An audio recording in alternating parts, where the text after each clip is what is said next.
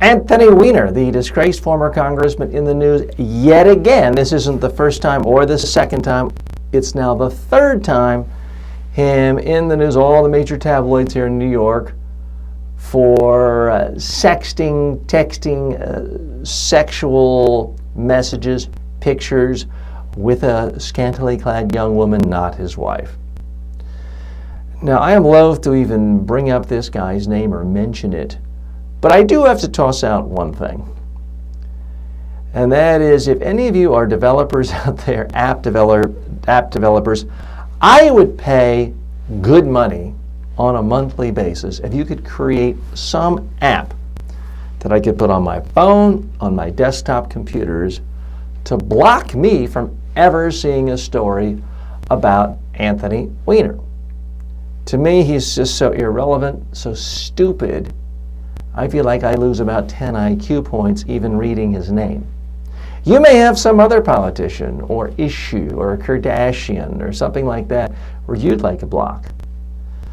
But increasingly, there is so much nonsense, pop culture, flotsam and jetsam floating around that there's a need to be able to put a block on stuff. If any of you know of an app that will do this, please let me know. I'm quite serious. I would put forth a challenge to any of you if you could prove to me how my life could possibly be worse if I never, ever, ever, ever saw another news story about Anthony Weiner. Now, that's my pet peeve. You may have a story on your own. I mean, not that long ago, I was feeling that about Ebola stories, even published by the New York Times, because it was obvious to me they were being so demagogic and just pandering to hysteria.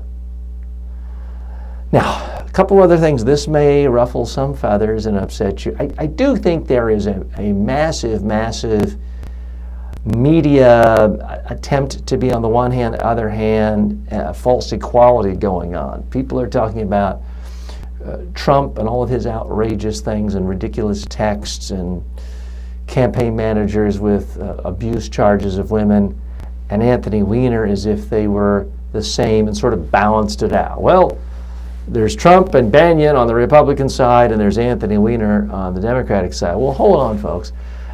Anthony Weiner was shamed out of Congress.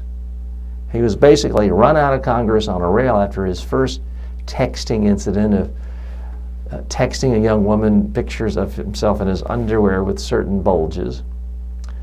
He wasn't given a promotion to the Senate or a governor's mansion or the mayor's mansion or the presidency.